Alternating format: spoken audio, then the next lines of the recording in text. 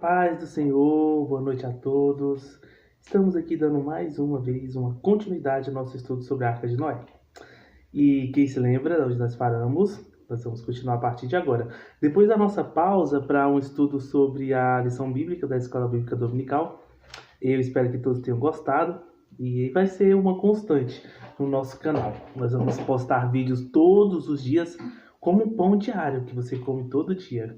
E estamos ainda no começo do nosso canal, um canal ainda pequeno, mas eu creio que nós teremos aí a oportunidade de passar essa palavra para muita gente em todo esse Brasil e até fora, né? É o que eu creio. E nós vamos dar continuidade então ao nosso estudo. Livro de Gênesis, capítulo 7, versículo 17. Quem se lembra? O título é O Dilúvio. Vamos do 17 até o versículo 24. Gênesis 17 até o 24. Vamos começar? Diz assim, Gênesis capítulo 7, versículo 17. E esteve o dilúvio 40 dias sobre a terra, e cresceram as águas, levantaram a arca, e ela se elevou sobre a terra. Então, voltando ao estudo de Noé, da arca de Noé, nós temos então o dilúvio. Lembrando que o dilúvio era água que saiu debaixo da terra, criando as fossas oceânicas, e que também saiu de cima da Terra, causando um alagamento no planeta inteiro. Então a Terra inteira estava debaixo de água. Então não era um dilúvio local, era um dilúvio global. O mundo inteiro estava coberto por água. E Noé dentro da arca. Com os animais, nós já explicamos como os animais puderam estar na arca, a questão dos filhotes, a questão dos baramins, todo aquele estudo sobre o porquê, como era possível que esses animais estivessem na arca. Então nós temos em versículo 17 o dilúvio. Noé está dentro da arca com a sua família, os animais e a terra repleta de água, inundando os 4 cantos da terra. Noé dentro da arca e esperando uma resposta de Deus. Nós podemos até fazer um paralelo com o livro de Jonas. Quem lembra da história de Jonas?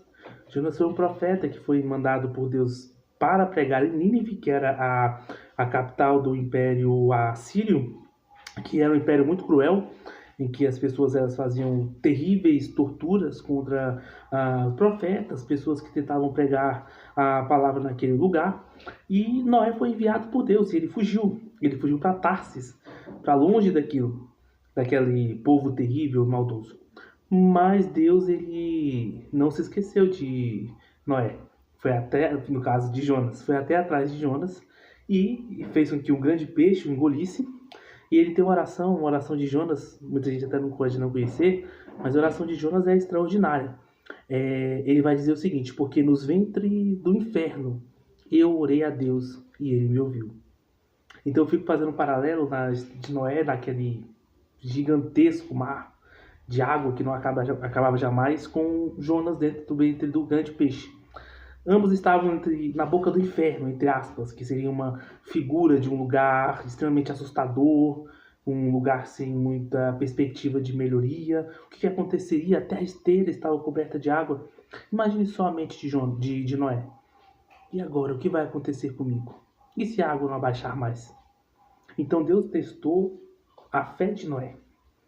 E se a água não baixasse? E se Noé não conseguisse sair da arca?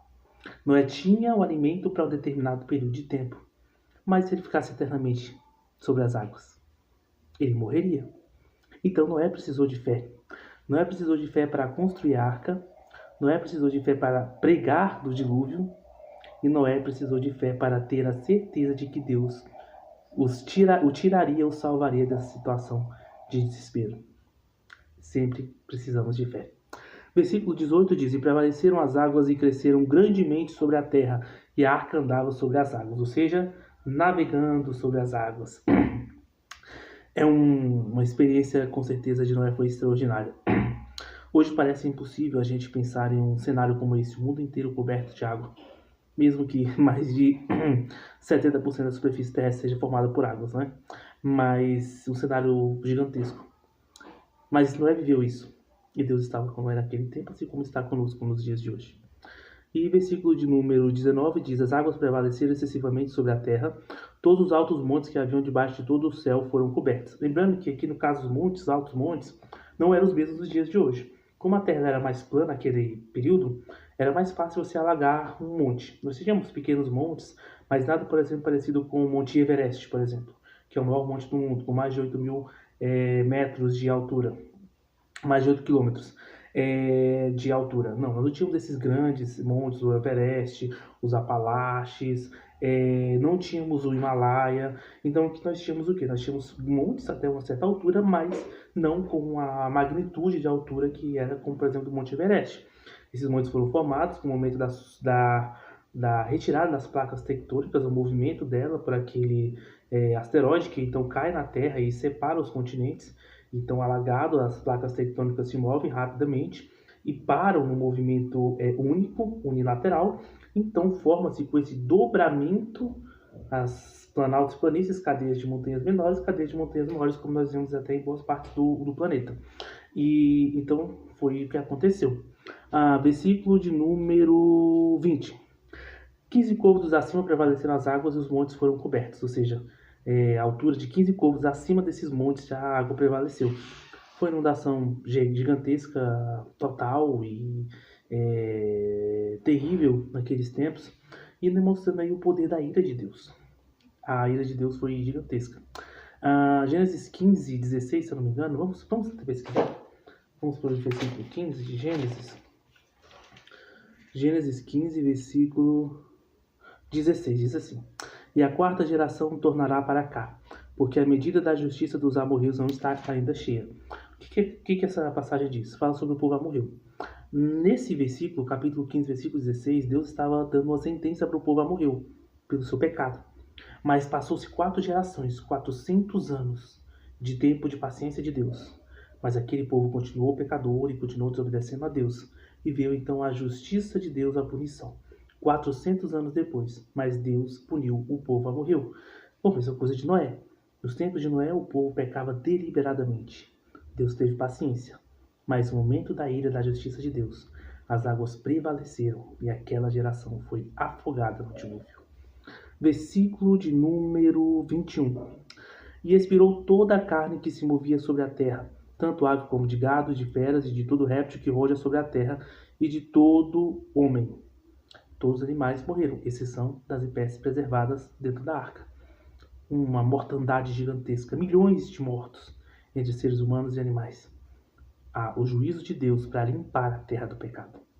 Versículo 22. Tudo que tinha fôlego de espírito de vida em seus narizes, tudo que havia no seco morreu. Só uma curiosidade, ele vai dizer, tudo que tinha fôlego de vida eram suas narinas. Então não eram peixes. Peixes não respiram por narinas, peixes respiram por brânquias, e também não eram os insetos, porque eles respiram por traqueia. Então, apenas quem respirava pelas narinas, né? Você vê que a Bíblia é até específica, demonstrando que nem peixes e também insetos não entraram dentro da arca. Eles foram preservados pela sua própria forma de vida, pela sua biologia e estrutura anatômica que fazem com que eles podem preservar mesmo em um grande dilúvio. Versículo 23, nosso penúltimo versículo. Assim foi desfeita toda a substância que havia sobre a face da terra, desde o homem até o animal, até o réptil e até aves do céu, e foram extintos da terra, ficou somente Noé e os que com ele estavam na arca. Uma curiosidade, a palavra chinesa, a língua chinesa, ela tem alguns ideogramas, que são espécies de desenhos chineses que, junto com o significado de uma palavra, cada letra tem um significado específico. Na palavra barco ou embarcação, dentro dos ideogramas chineses, nós temos a explicação dessa palavra como sendo embarcação, barco, 8 pessoas.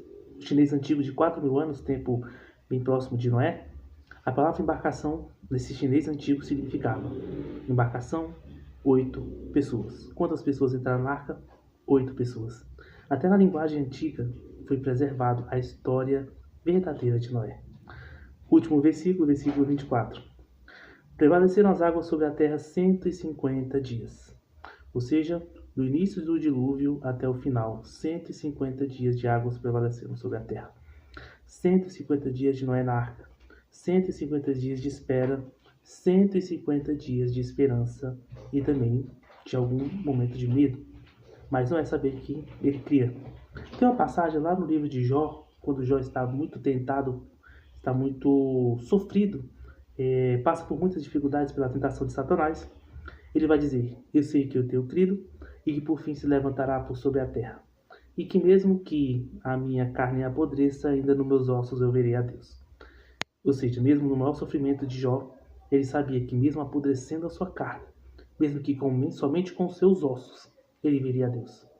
150 dias de espera de Noé, mas ele viu a Deus, que foi a sua esperança renovada.